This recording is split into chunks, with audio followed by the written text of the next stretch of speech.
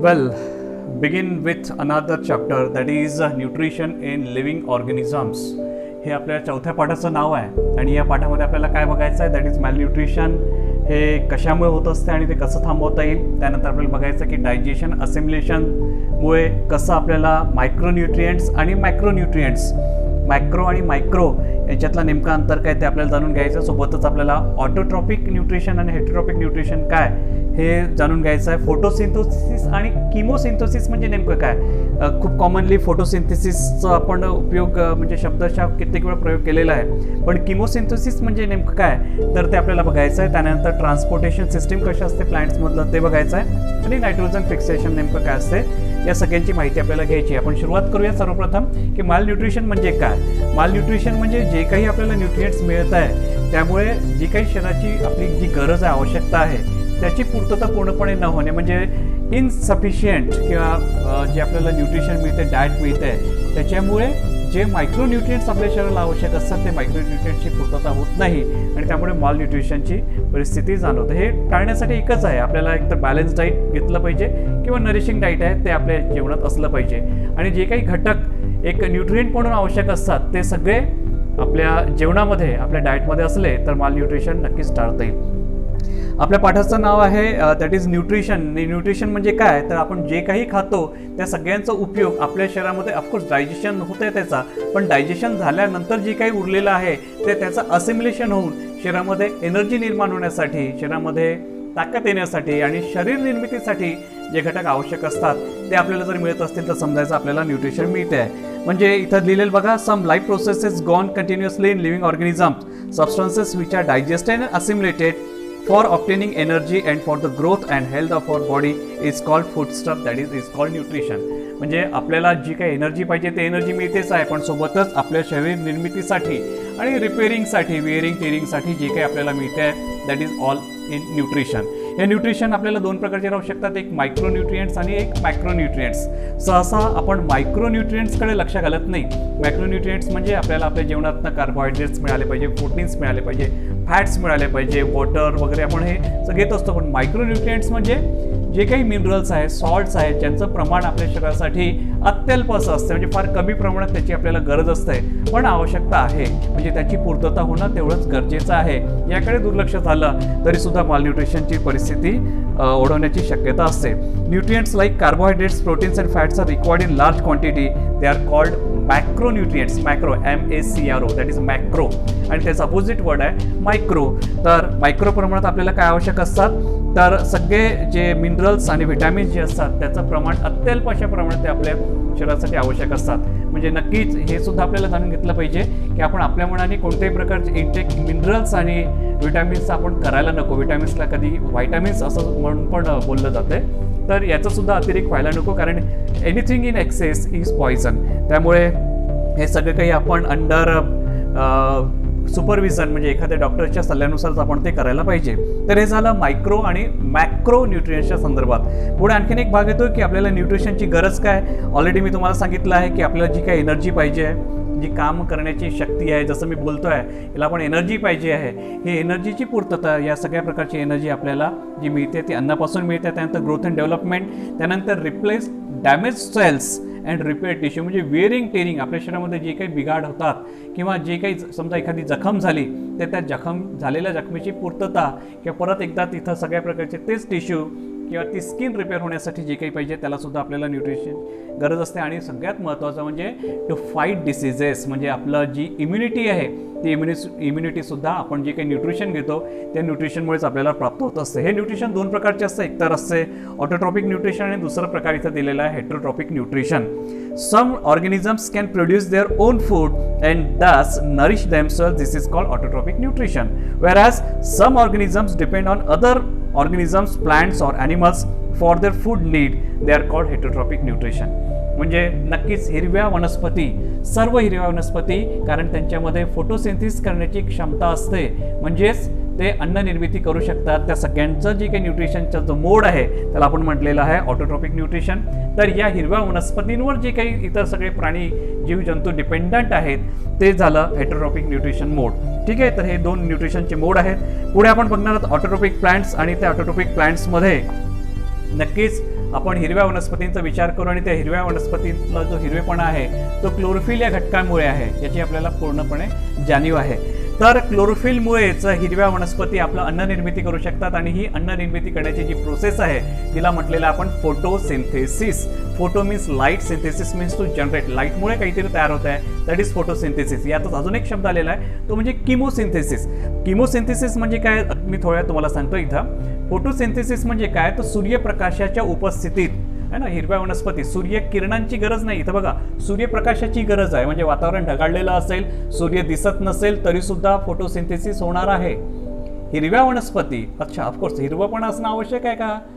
काही क्रोटॉनसारखे आपण बघितले त्यात हिरवेपणा नसतो, पण त्यामध्ये जर क्लोरोफिल असतील तर त्या वनस्पती फोटोसिंथेसिस नक्की करू शकतात. तो हिरवेपणा त्यांचं लपवलं जातं बिकॉज ऑफ दॅट कॅमोफ्लेज. ते कॅमोफ्लेजमुळे त्यांनी लपवलेलं आहे, पण क्लोरोफिल इज देअर. म्हणजे हिरव्या वनस्पतीतील किंवा क्लोरोफिलमुळे हिरवेपणा जो आहे त्या सगळ्या वनस्पती सूर्यप्रकाशात हवेतील कार्बन डायऑक्साईड आणि जमिनीमधून मिनरल्स आणि सॉल्ट्स ॲब्सॉर्ब करून अन्न निर्मिती तयार करतात. आणि ही जी कंप्लीट प्रोसेस आहे दॅट इज फोटोसिंथेसिस. आपण याला असं म्हणू शकतो की when green plants by absorbing carbon dioxide from the atmosphere and from taking water and minerals from soil है ना, they can convert light energy into chemical energy किंवा फूड एनर्जी. ही फूड एनर्जी म्हणजेच केमिकल एनर्जी. या chemical एनर्जीमध्ये convert light एनर्जीचं रूपांतरण chemical एनर्जीमध्ये होणं that is photosynthesis. हे फोटोसिंथेसिसच्या संदर्भात तुम्हाला इथं दिलेलं आहे. क्लोरोप्लास्टचं चित्र दिलेलं आहे तुम्हाला बघा. क्लोरोप्लास्ट, आणि हे क्लोरोप्लास्ट ज्या पानांमध्ये असते त्या पानांमध्ये छोटे छिद्र असतात, रंध्र म्हणतो आपण त्याला मराठीत, दॅट इज स्टोमॅटा. दिलेले तर बघा, water, minerals and salts are absorb by roots from the soil. Already told you. The stem transports them up to the leaves. The leaves have microscopic openings called stomata. Okay, and through which they can take carbon dioxide from the air. The chloroplast present in the leaves contain chlorophyll which absorbs sunlight, helping to convert carbon dioxide and water into food. Oxygen is given out in the process. Very important. जे सांगायचं राहिलं ते म्हणजे या प्रोसेसमध्ये, यासाठी आपल्याला chemical reaction लक्षात ठेवणं आवश्यक आहे ना. केमिकल रिएक्शन म्हणजे काय, that is 6O2 + 6H2 is equal to C6H12O6 म्हणजे ग्लुकोज आपण ज्याला म्हटलेलं आहे. आणि 6O2 इथं इथं ऑक्सिजन जे आहे ते इव्हॉल्व आउट होताना दिसत आहे. म्हणजे फोटोसिंथेसिस या प्रोसेसमुळेच की काय, हवेतील ऑक्सिजनचं प्रमाण जे आहे त्याचं समतोल जे आहे ते राखून ठेवण्यात आलेलं आहे. Besides leaves photosynthesis takes place in some other parts like green stems too as they contain chlorophyll. मी ऑलरेडी सांगितलं तुम्हाला हिरवेपणा आवश्यक आहे, पण त्यामध्ये जर हिरवेपणा दिसत नसेल आणि तरीसुद्धा जर त्यात क्लोरोफिल असतील तर त्या क्लोरोफिलमुळे फोटोसिंथेसिस होणं शक्य आहे. आता हीच गोष्ट किमोसिंथेसिस आणि फोटोसिंथेसिसमधला नेमका फरक एकच आहे. इथं फोटोचा उपयोग करून म्हणजे सनलाईटचा उपयोग करून इथं फूड सिंथेसिस झालेलं आहे. पण किमोसिंथेसिसमध्ये काय, काही अशी कंडिशन तयार होते की ज्या कंडिशनमध्ये फोटो किंवा लाईट मिळत नाही. अशा वेळेस सुद्धा ज्या वनस्पती असतात, जे प्लांट्स असतात, ते किमोसिंथेसिस या प्रोसेसने फूड निर्मिती किंवा अन्न निर्मिती करू शकतात. त्यावेळेस मात्र सनलाईटच्या ऐवजी त्यामध्ये वेगळे जे बॅक्टेरियाज असतात किंवा जे काही वेगळे ऑर्गॅनिझम्स असतात त्या ऑर्गॅनिझम्स वेगवेगळ्या केमिकल्सचा उपयोग करून जी फोटोसिंथेसिसची प्रोसेस पूर्ण करतात तिला आपण किमोसिंथेसिस म्हटलेलं. इथं किमोचा अर्थ डायरेक्ट आपण केमिकल असा घेऊया आणि फोटोचा अर्थ लाईट असा घेऊया. म्हणजे जर लाईटच्या उपस्थितीत, प्रकाशाच्या उपस्थितीत जर जे फूड प्रोसेस जर होत असेल तर तिला आपण म्हणायचं फोटोसिंथेसिस. आणि केमिकल्सच्या उपस्थितीत किंवा लाईटच्या अब्सेन्समध्ये केमिकल्समुळे जर फोटोसिंथेसिस होत असेल किंवा फूड सिंथेसिस होत असेल तर त्याला आपण म्हणायचं किमोसिंथेसिस. अशी दोन नावं तुमच्यासमोर आलेली आहेत. यातलं आपल्याला कन्फ्युजन दूर व्हायला हवं, कारण किमोसिंथेसिस म्हणजे काय आणि फोटोसिंथेसिस म्हणजे काय, या दोन्ही वेगळ्या दोन गोष्टी आहेत. त्यामध्ये समानता हीच आहे की दोन्ही प्रोसेसमध्ये फूड प्रोडक्शन किंवा अन्न निर्मिती होत असते. त्यानंतरचा भाग येतोय that is transport system in plants.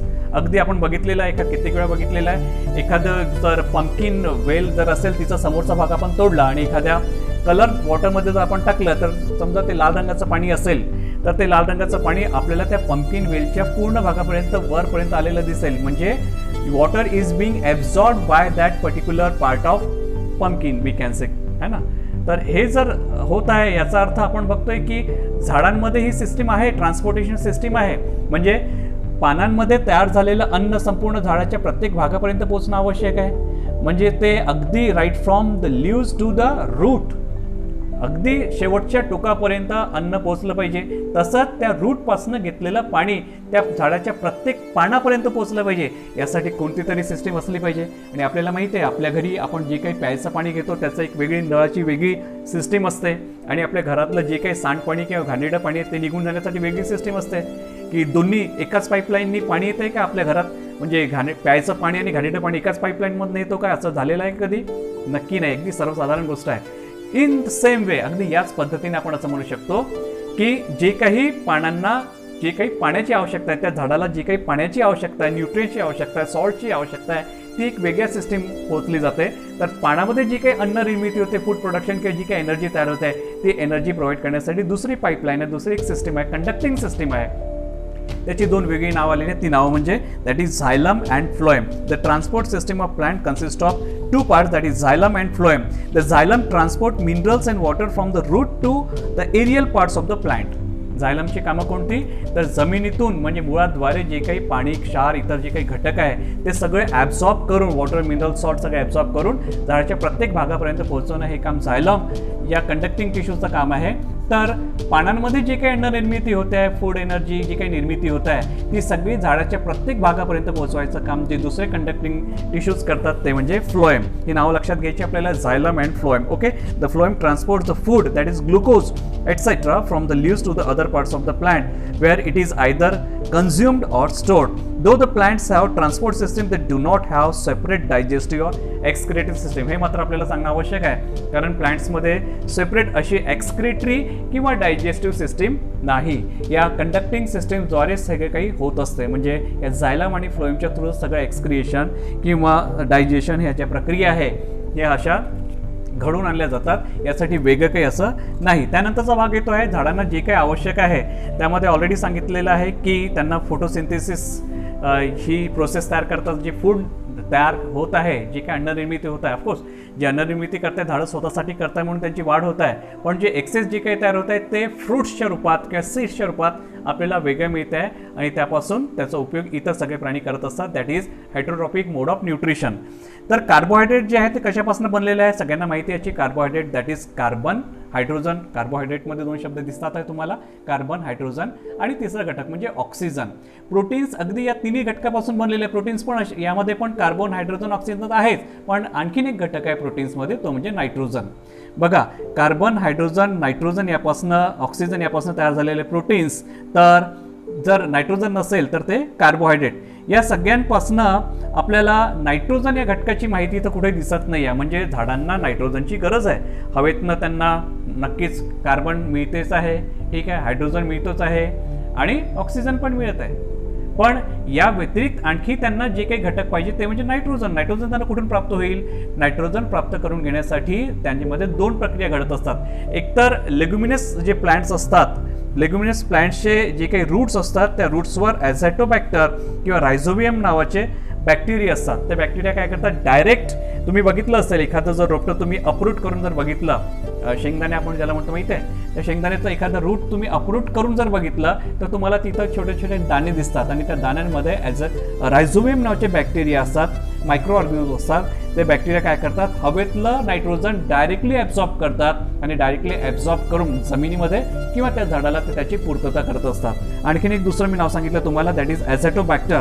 ॲझॅटोबॅक्टर also present in the soil. हे जमिनीमध्ये असतात आणि जमिनीमध्ये असणारे हे जे बॅक्टेरिया असतात ते हवेतलं नायट्रोजन डायरेक्टली ॲब्सॉर्ब करतात आणि डायरेक्टली ॲब्सॉर्ब करून ते जमिनीच्या थ्रू झाडांना प्रोव्हाइड करत असतात. म्हणजे नायट्रोजनची आवश्यकता असते हे ऑलरेडी तुम्हाला कळतेच आहे. नायट्रोजनची कमतरता झाली तर झाडांची पानं लवकर पिवळी पडतात आणि त्यामुळे ती झाडं पानं गळून पडतात. ऑफकोर्स अल्टिमेटली काही दिवसानंतर त्या झाडांचा तोच भाग होत असतो. त्यानंतरचा एक दुसरा भाग आहे, दॅट इज, हे झालं एका पद्धतीने एटमॉस्फेरिक फिक्सेशन ऑफ नायट्रोजन.